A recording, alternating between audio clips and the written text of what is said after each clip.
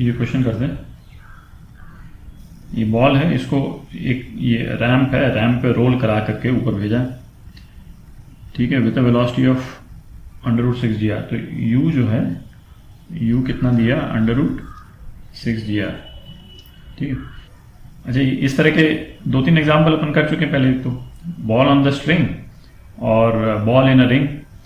तो पूरा सर्कल करने के लिए बॉल की जो इनिशियल वेलोसिटी जो चाहिए होती थी, है ना, यदि आपको याद हो तो √5 g r चाहिए होती थी। तो मतलब उससे ज़्यादा या उसके बराबर। तो √5 g r यदि उसकी इनिशियल वेलोसिटी है तो वो पूरा सर्कल कंप्लीट करेगी बॉल। तो यहाँ √5 g r से भी ज़्यादा है, तो बॉल जो है पूरा सर्कल तो कंप्लीट करेगी। पर ये है ना, इस तरह का ये वाले फिगर्स अपने को ध्यान में रहने चाहिए थोड़े, ठीक है। Find the value of tangential acceleration, radial acceleration, velocity और नॉर्मल फोर्स इस पॉइंट पे, जो कि 53 डिग्री एंगल वर्टिकल से बना रहा है, ठीक है। यहाँ सबसे पहले तो वेलोसिटी निकाल लेते हैं। यहाँ की वेलोसिटी जो है वो इस डायरेक्शन में होगी, वेलोसिटी v। तो इसको तो कंजर्वेशन ऑफ एनर्जी से निकाल लेते हैं। ½ जो है वो ½ plus mg r plus r cos theta, ठीक है, दिख रहा है। तो ये r हो गया और ये पोर्शन जो है ये r cos थीटा है, ठीक है, ये r है, तो इसीलिए है ना, r plus r cos theta. तो इसको करें, u की वैल्यू डाल देते हैं। पहले इसको एक लाइन और लिख लेते हैं, v² plus 2gr 1 plus cos theta, ठीक है। तो ये कितना हो गया, 6gr, u² 6gr हो गया, is equal to v² plus 2gr 1 plus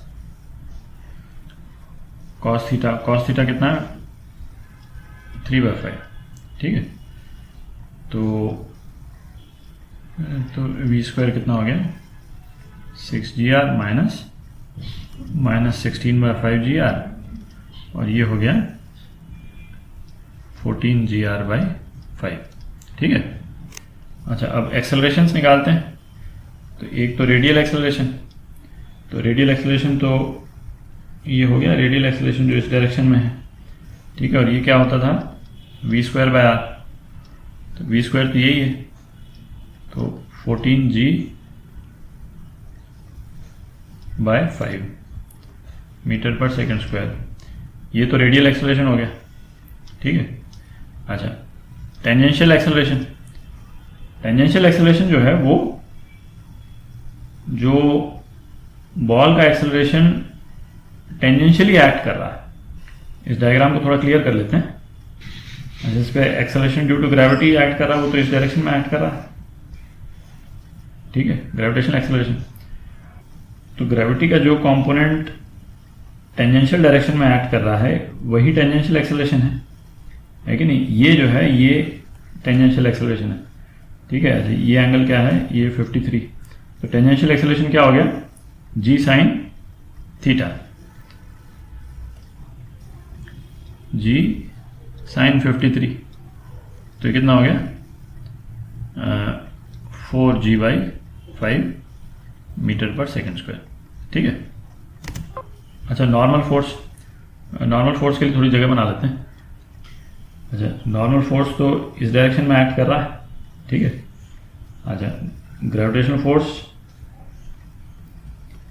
इस डायरेक्शन में, और तो ग्रेविटेशनल फोर्स का रेडियली इनवर्ट डायरेक्शन क्या हो गया, इस तरफ जो डायरेक्शन है ये हो गया mg cos थीटा, ठीक है। तो यहाँ पे बॉडी को सेंट्रीपिटल फोर्स कौन कौन से फोर्स प्रोवाइड कर रहे हैं, normal force plus mg cos theta, ये सेंट्रीपिटल फोर्स प्रोवाइड कर रहा है। ये कितना है, ये mv²/r है, ठीक है। तो नॉर्मल फोर्स कितना हो गया, mv²/r, है ना। v²/r तो हमने यहाँ निकाला था, तो m 14 mg/5 minus M G cos theta, M G और कॉस थीटा, कॉस 53 कितना 3/5, ठीक है। तो नॉर्मल फोर्स कितना हो गया 11 mg/5, ठीक है, न्यूटन। ये आपका आंसर हो गया। तो ये ना, ये जनरल क्वेश्चन है, ये इस तरह का क्वेश्चन किसी भी फॉर्म में दे सकता है।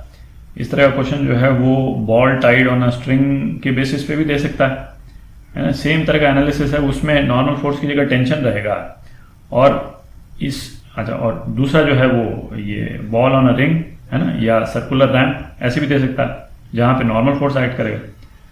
तो किसी भी पॉइंट पे है ना, बॉल के किसी भी पॉइंट पे हमको वहां का टेंशन है ना, नॉर्मल फोर्स हो तो नॉर्मल फोर्स, यदि रैम्प है तो टेंजेंशियल एक्सेलरेशन और रेडियल एक्सेलरेशन, वेलोसिटी, है कि नहीं, ये सारी चीजें हमको निकालनी आनी चाहिए किसी भी पॉइंट पे।